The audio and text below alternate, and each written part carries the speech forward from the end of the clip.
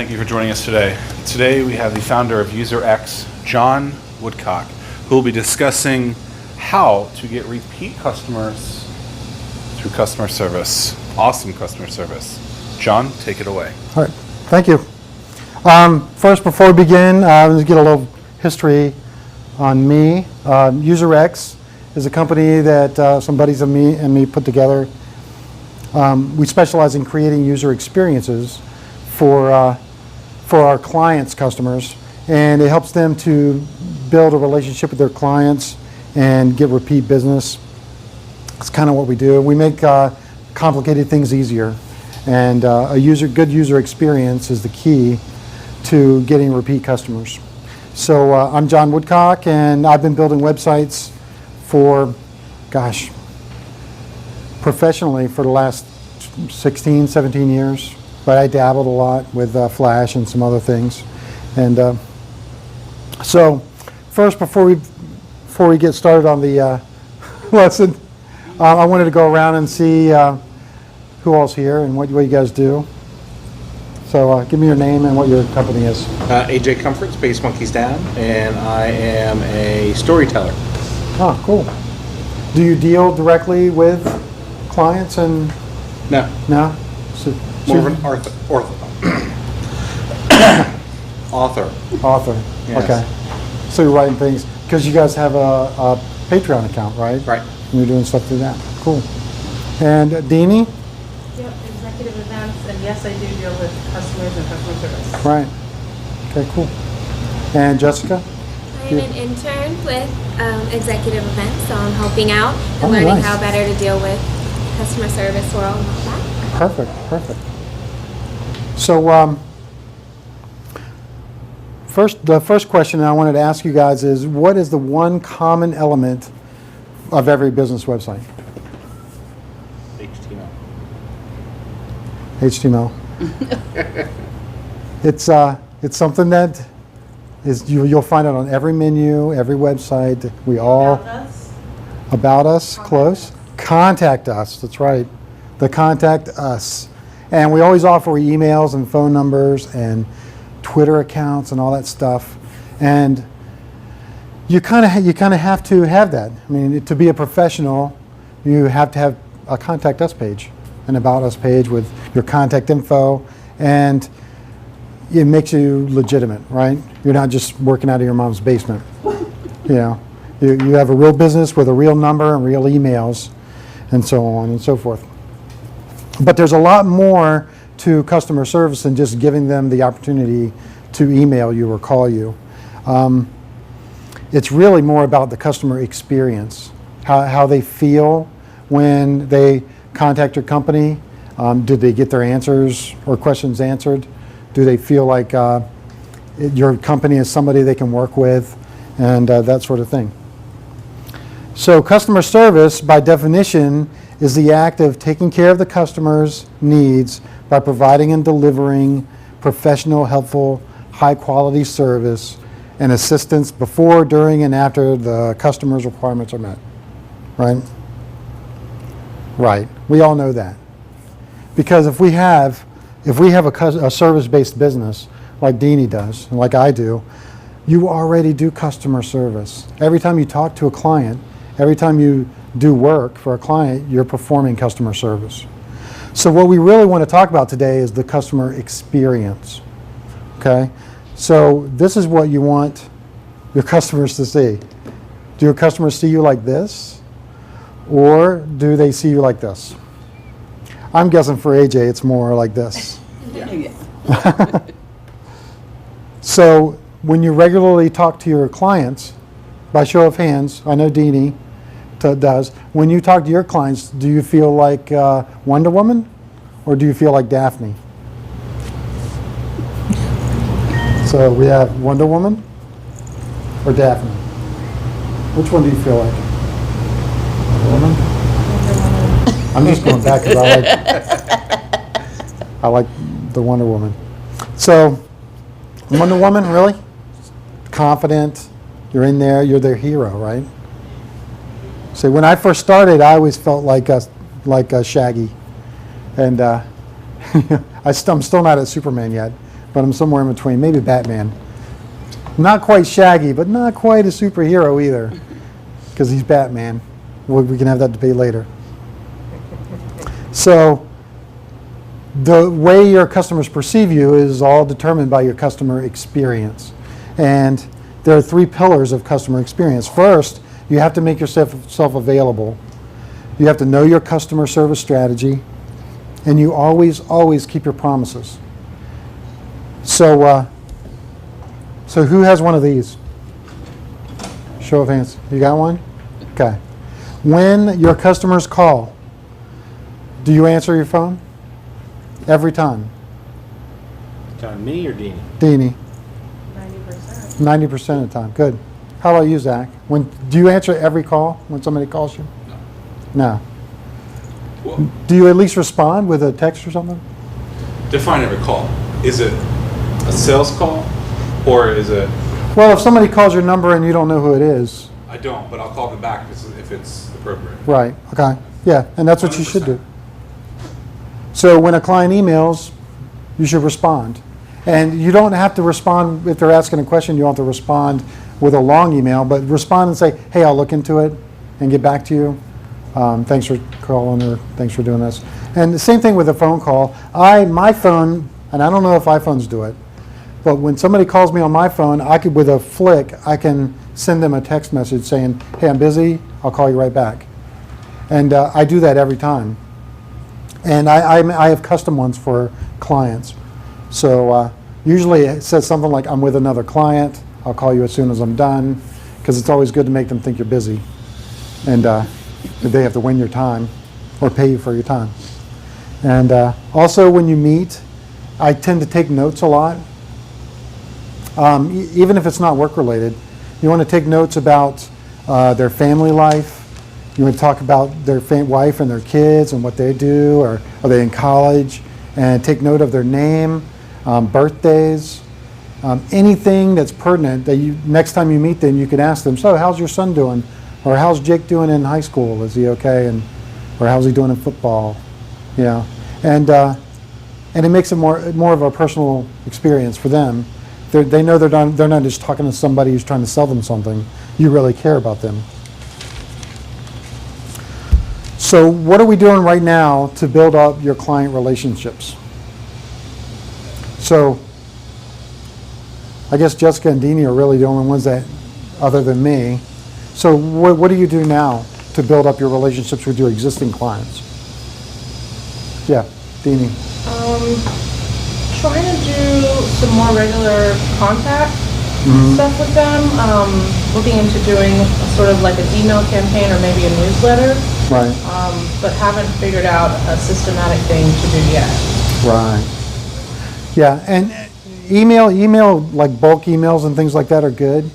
But do you ever call them just to check in on them Sometimes. and see how they're doing? Yeah. Yeah. The ones that I like, but the rest of them not so much. Bingo. The ones you like. I would venture to say that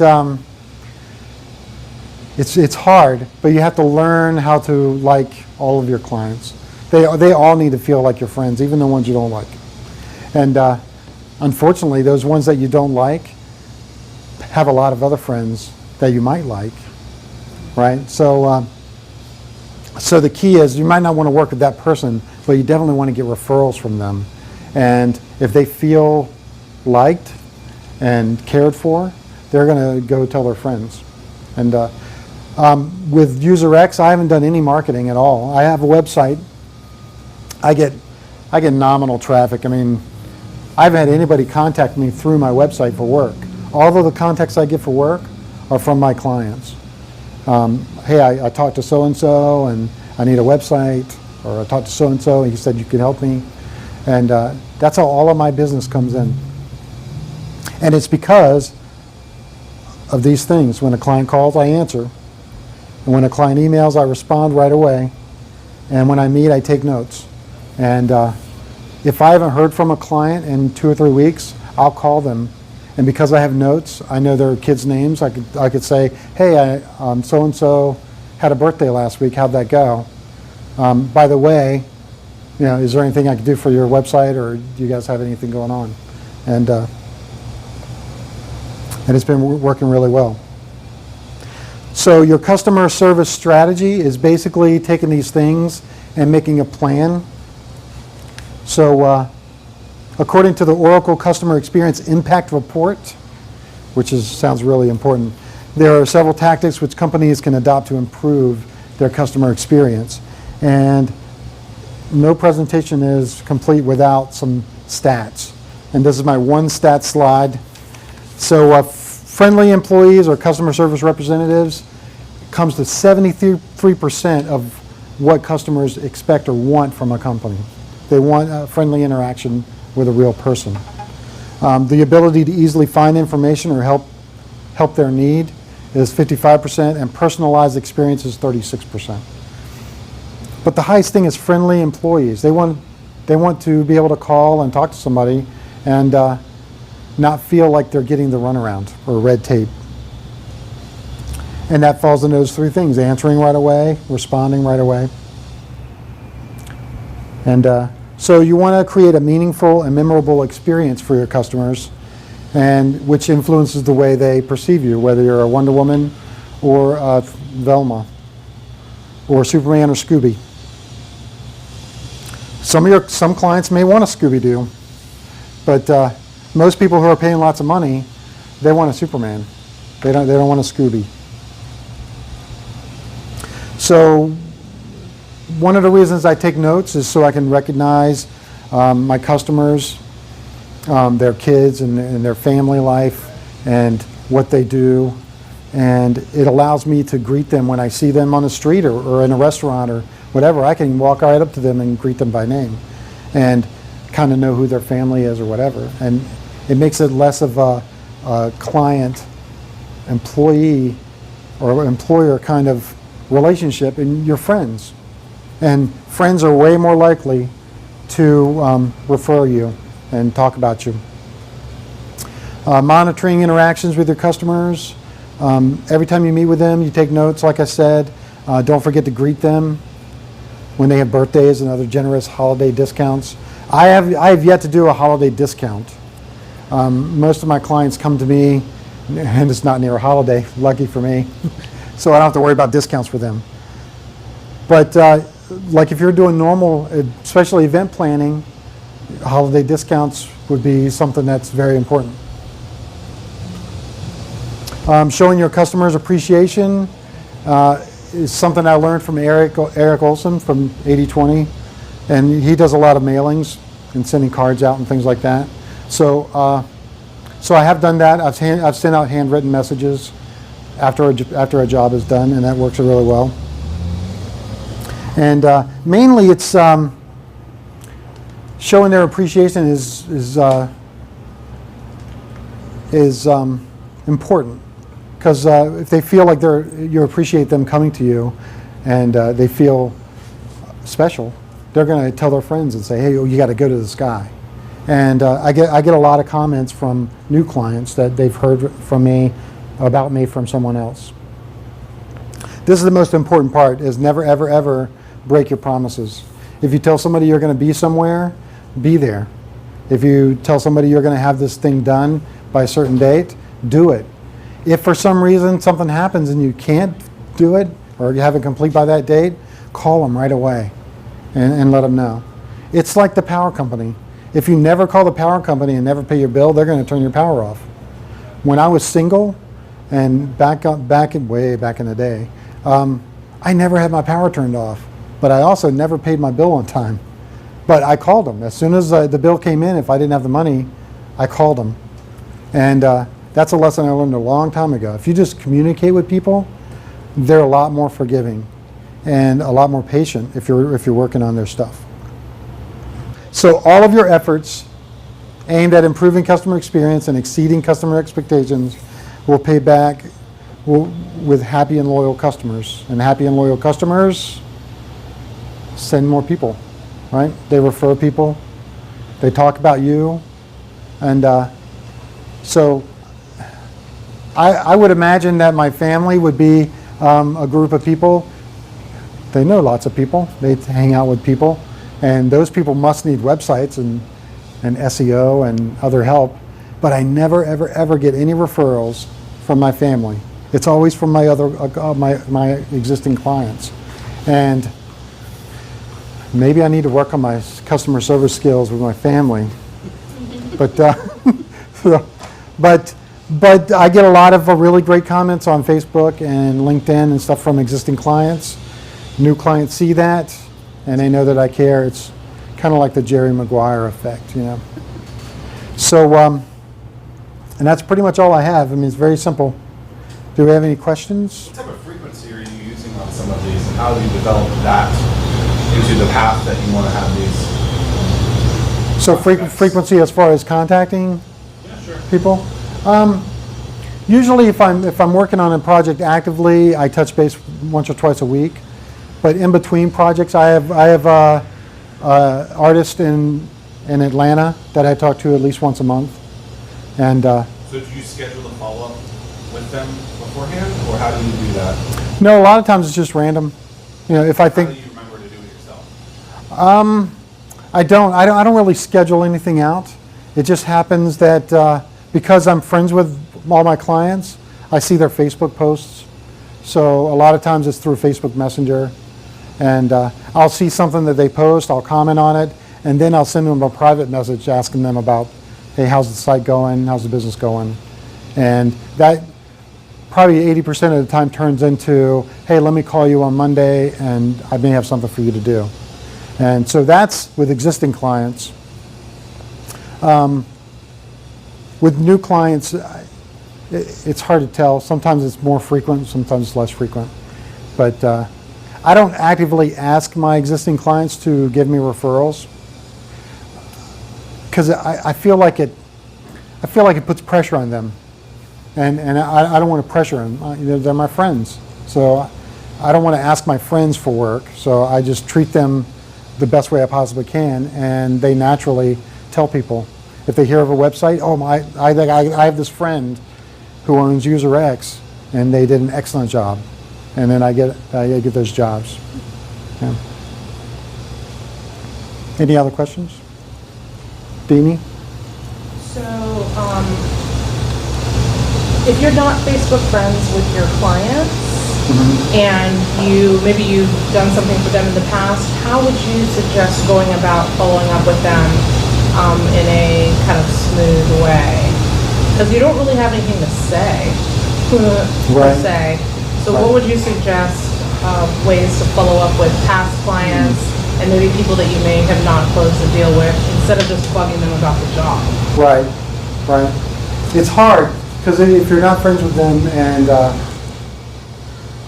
I would say for you specifically, it would be an event. If you have an idea for an event that would work for one of these clients, I would just contact them and say, hey, I was working with another client and I had this idea, I think it might work for you. How are things going? Do you want to talk about it? You know, and you just kind of get your foot in the door that way. Because you can't just out of the blue say, hey, how's your daughter doing in chorus or something? Because that's going to be weird. So what about if you did like a monthly newsletter or something like that for your clients, but along with that you attach that to a personal email you were sending them saying, I was working on the newsletter and I was thinking about blah blah blah that has to do with something in the newsletter that might work for you. Let me know if that would work too. If you're interested or whatever the case may be. Basically, it's taking your newsletter and tailoring it. Giving a little tailor to it for your individual clients. Exactly. Yeah, that would work too. One of the things that I tend to get a lot of the same type of clients. Like once you do a couple of restaurant websites, you tend to do a lot more restaurant websites. Right. So if I do a newer website that has a new widget that I think will work for the other ones, I'll call them or send them an email and say, hey, I just did this website. They had me build this really cool widget. I think it would work for you. And then I would charge them a couple hours to insert that widget. Right. So, and that's something that would work if you're in a service-oriented business where you're producing products like websites and apps and things like that. It's a little harder for you guys because you can't just go back and change a game and put it out, right? No, that's true. So- if we're working on, like if I'm working on the illustration for the stories that he's creating, and I can, it's not quite the same thing, but it's basically as I'm discovering new ways to do the illustrations, I can basically present that in the future stuff, but it's not, you're right, it's not the same. You're not reaching out to someone specifically. Right. So I know you guys are having a Patreon account. Do you market to people individually, or is it like a mass marketing kind of thing to get Right now people it's to join? mass marketing. Yeah. Right. We're doing Facebook ads to a targeted group. We're still trying to find a couple of champions that can help us. So until we can find those champions that we can interact with similar to this, we're just doing Right. So are there groups in the area that you could treat like a point of contact where you can go and meet with one person? we're getting involved in, like I'm getting involved in creative writing groups, which will help me get, in contact with other authors and then be able to share stories and misadventures and things like that. But my goal is not to directly market that. It's more to just get experience. Right. And then, similar to what you're doing, turn them more into friends or, work associates or colleagues, Like something of that evangelists, nature. right? And then eventually they could be. Right. Yeah. So customer experience, I guess you could change it to be acquaintance experiences. But really, I mean, you're just befriending people who have common interests, and it's very similar. It's just still- not doing it for sales. It's still relationship building Yeah. regardless. It's Yeah. just a little different. So some of those, the three pillars still would work. You're just not focusing on selling them something. You're just Right. focusing Right. on getting your word out, right? It's true. So, responding to phone calls and emails and taking notes about them. I wouldn't take notes while you're talking to them. That's weird. If you're just hanging out and they're, what was your son's name? And yeah, where does he live? Yeah, that would be Why are you weird. looking at me? I understand. So, any other questions or? So. How often do you think that you should follow up with people, like your customers, if you're not doing business with them? Like, say you've done maybe a website or something like that for them, and it's finished, the project is over. Do you still suggest following up with those people? And if so, in what ways and how often? Usually it's with email for me. I'll just send them an email, and it's just if they pop into my mind. Being a faithful guy, I tend to when something pops in my head, I take action, and I get that a lot. One in particular is Athens Pizza. We host their website, and I do some web maintenance on their site. But for the most part, he just pops into my head, and I'll call him, and it'll just happen to be that he has a problem, and he's been meaning to call me, and that turns into a couple of hours of work. And but really, it's just when I call him, we end up talking about other things, and then we get around to his need, and I fix it. But he's constantly asking me to come in to eat there. He wants to give me free food, which normally I jump right on that. But I feel bad. We're good. So if you don't have any more questions, I thank you guys for coming. Again, if you have any other questions, you can visit me at whoisuserx.com or email me at info@userx.co.